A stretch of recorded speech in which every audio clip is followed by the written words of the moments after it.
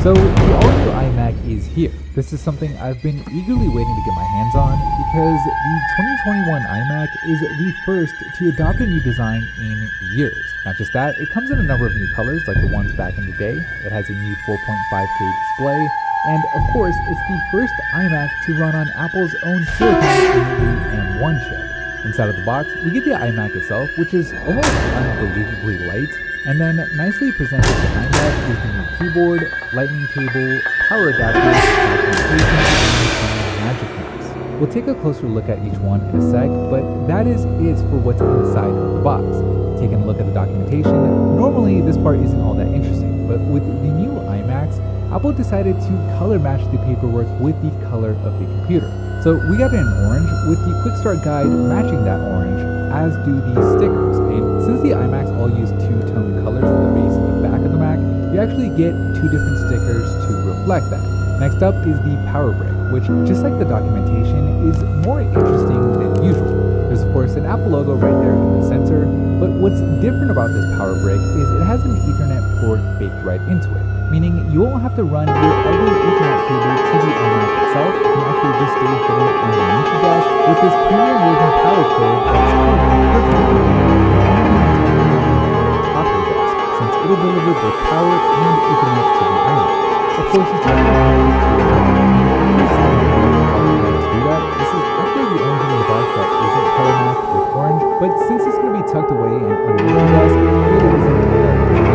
But something that you will be seeing a lot of is the all-new Magic Keyboard. So luckily, this is color matched, and we have white and frame, with the keys themselves having pretty decent feedback with a nice clickiness to them. On top of the keyboard, you have a lightning port for charging, along with an on-off switch. Now, while the color matching and the design of the keyboard is nice, what makes this keyboard extra special is it's the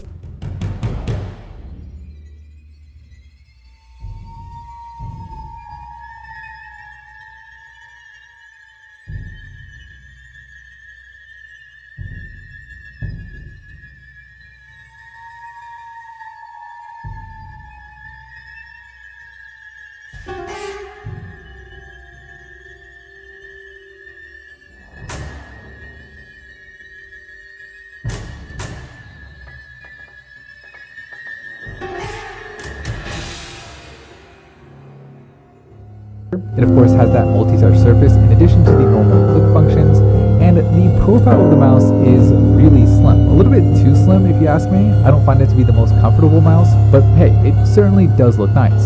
Now the last accessory from the box is the Lightning to USB-C cable. This is what you'll use to charge both the keyboard and the mouse, so it's a good thing that Apple decided to color match it as well, with the same woven orange material as the power cord. I really like the fact that Apple didn't just stick one of the cables they use from the iPhone boxes, since this cable will be visible when you're using it, and it just goes to show you the attention to detail that Apple put into the iMac. But here it is, the moment that we've all been waiting for, the all-new iMac itself. Now, like I said earlier, this thing is just unbelievably light, making it super easy to turn on this cable, where we have a lot of layers of protective material to take off, including a sticker across the entire screen with that iconic hello text. On the back, well, there's no protective lining, but when we finally get it all off, underneath, this thing just looks amazing. I mean, it just looks so good. At least in this orange color, we can see on the back of the iMac, you have a deep orange tone, while the base has a lighter, more coral tone. While on the front, you have a coral tone on that bottom bar with a white bezel going around that 24-inch screen. But taking a closer look at the back, you've got 4 USB-C ports, 2 of which are Thunderbolt 4. There's the power input where the cord magnetically attaches through the hole in the base, and on the bottom right, there's a big power button that's placed conveniently to where you can easily reach it with your fingers from the front. Taking a look at the side, this new iMac is only 11.5mm thick, meaning this iMac is only 4mm thicker than the iPhone 12, which is pretty impressive considering this is an all-in-one computer. On the left side of the iMac, you have a headphone jack, which is always nice to see. You've got a couple of mics on the top edge, and underneath you have the speaker grills for that 6-speaker sound system, which actually sounds pretty good right from the moment you turn the iMac on. Apple says this speaker system is the best on any Mac, and after playing around with it for a little bit, I agree, and while I don't think it'll compete with like pro standalone speakers or headphones, I can totally see myself watching a show on this thing, especially with that 4.5K display. This is just a 24-inch monitor, so that's a lot of pixels packed in there to where everything just looks crystal clear. The colors are great, and the brightness is more than enough. Now, Apple didn't just improve the speakers and the screen. They also improved the microphones with beamforming so it picks up more of your voice instead of the background, and the selfie camera has also been improved to a 1080p sensor that actually looks good and is in a perfect location for video calls. And then the last major thing with this new iMac is of course the chip inside of it with the Apple Silicon M1 chip. And so far it seems more than powerful enough to do most of the things that you're going to want to do with the iMac. While I personally won't be using this iMac to replace my Mac Pro anytime soon, I do think that for most people who are just looking for a quick desktop computer, this is going to be more than enough.